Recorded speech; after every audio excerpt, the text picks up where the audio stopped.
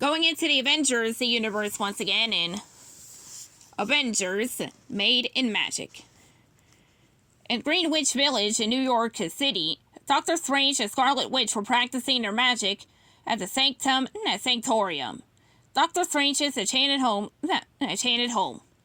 Scarlet Witch had asked him to help her practice her spells, and her hex bolts were growing stronger and stronger. She gathered energy in her hands and Doctor Strange dove to the side. Even with the help of his cloak of levitation, he was barely able to fly out of the way fast enough. The hex bolts exploded and his desk burst into flames. You're getting better, Doctor Strange told her. All that power will come in handy one of these days. Thank you, Scarlet Witch replied. Although I think we should be done with practice for the day. How about a coffee? It's on me. As they walked toward the front door, Doctor Strange silently conjured a water spell. The plates on his desk were quickly snuffed out. After you, she said. The crisp fall air was the first thing Doctor Strange and Scarlet Witch noticed as they stepped outside Strange's magically protected home. The second thing they noticed was that every single person on the streets was frozen in place. That's not exactly what you want to see, said Doctor Strange. Scarlet Witch didn't answer. Doctor Strange looked over at his fellow Avenger. Scarlet Witch stood motionless. Her mouth hung slightly open. Her eyes were wide, yet she didn't blink.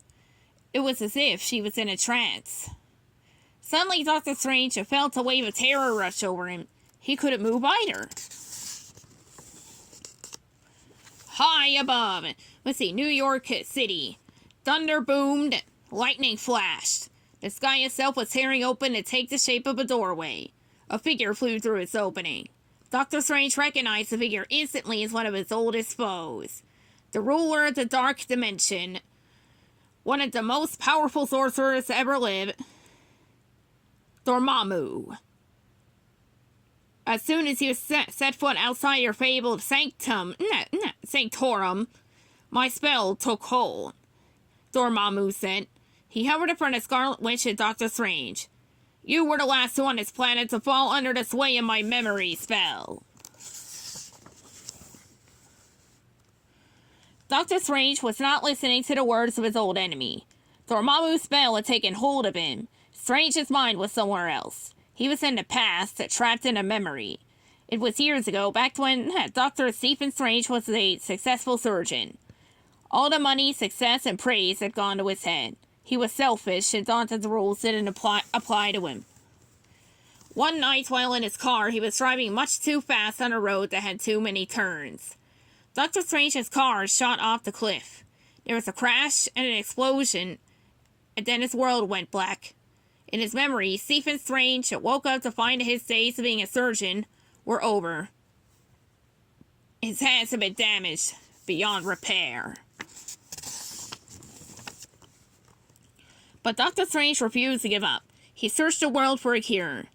What he found instead was something very different. What he discovered was quite simply magic.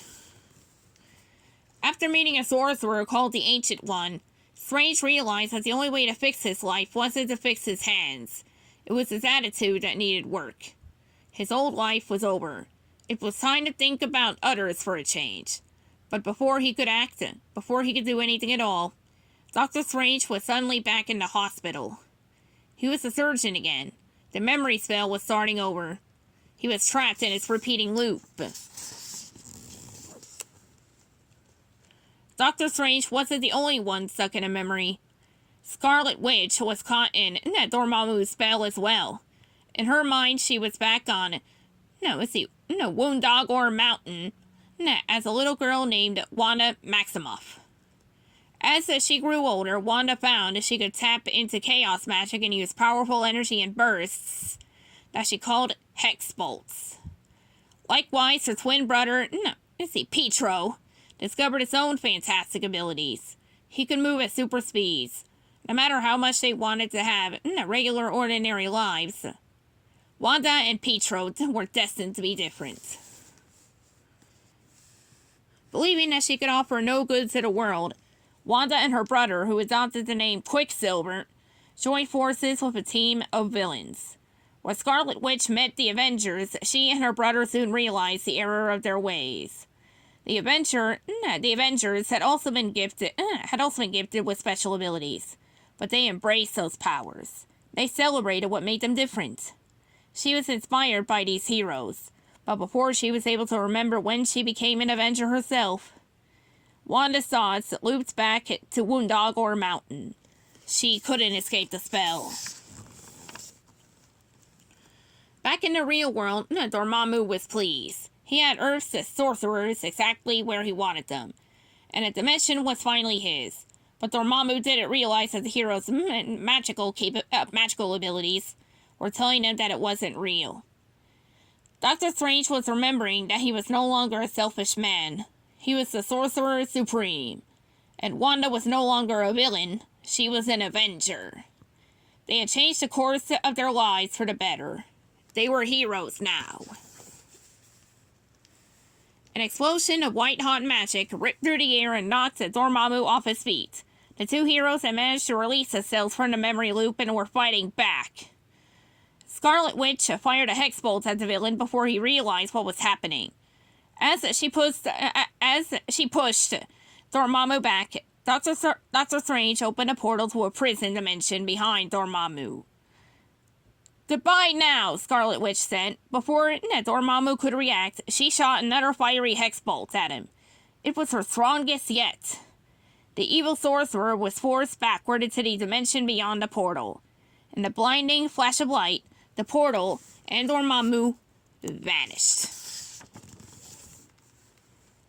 All along the street, people awoke from the trance. They shook their heads and without a second thought continued on with their day as if nothing happened.